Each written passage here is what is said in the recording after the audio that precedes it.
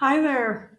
My name's Hester, and I'm a brain tumor patient who's spent the past 6 years looking at ways to remedy some of the damage done by my brain tumor. And I've come to the conclusion that all roads to healing lead to the vagus nerve.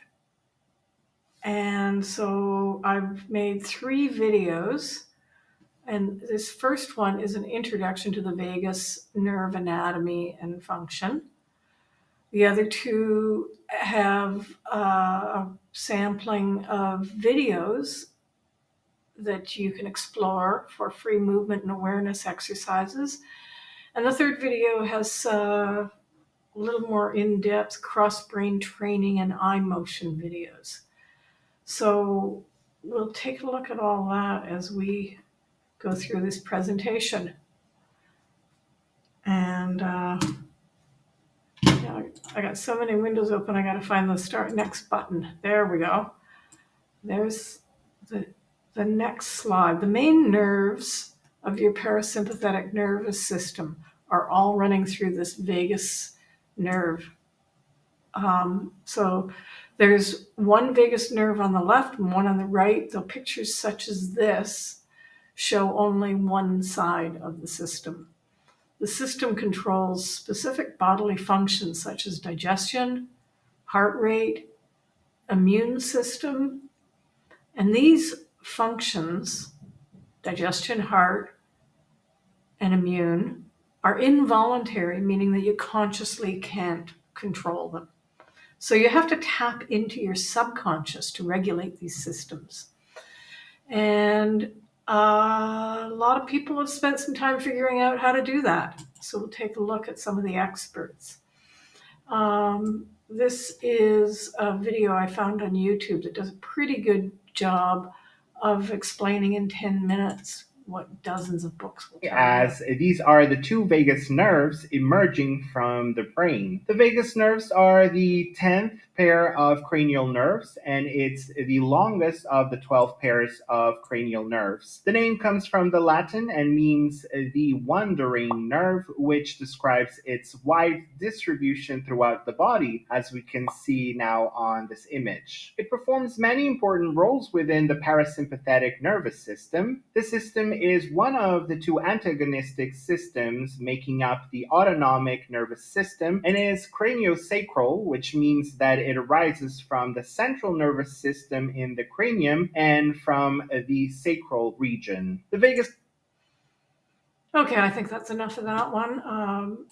But you can come back and take a look at it later if you're interested. As these are the two vagus nerves. Can't stop it. And that when we are healthy and our nervous systems work, accessibility is where we want to be. But if we have a trauma history, that opening up of this ventral area is vulnerability. So when the body calmed, it became vulnerable and closed off. So this is a talk by Stephen Porges, who's the author of a definitive book on the vagus nerve. Pretty much everything you find on the web about the vagus nerve and polyvagal theory is based on his work. And in this clip from 2022, this year, he admits he is still studying and learning. So you can learn a lot of what you need for free. Here is his website, and he's got hundreds of videos, audios, articles explaining aspects of vagus nerve theory. And there's a lot of theory on it. If you want practical exercises, this is the best of the bandwagon, a book called The Healing Power of the Vagus Nerve. The intro was written by Porges, and you should be able to find it at the library. The book was written by Stanley Rosenberg, and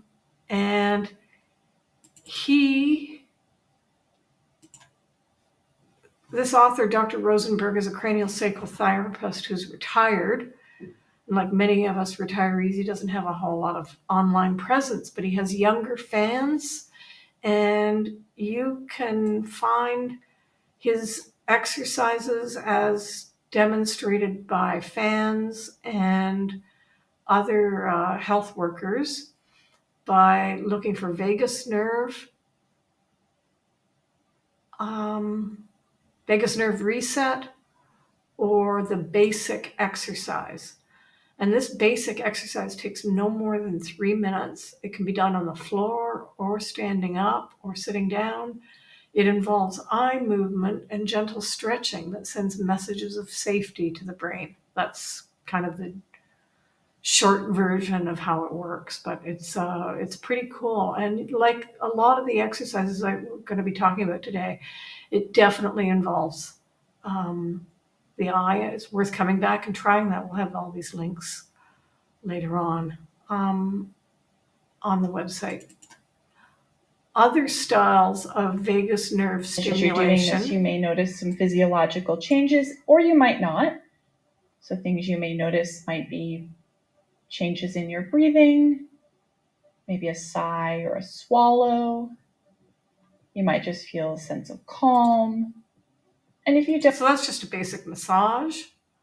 There's brain stimulation music.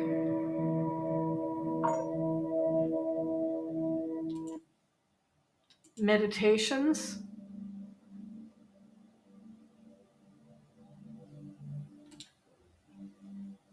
With a lot of this deep music that is very purposeful and has reinforcing messages within the 16-minute meditation.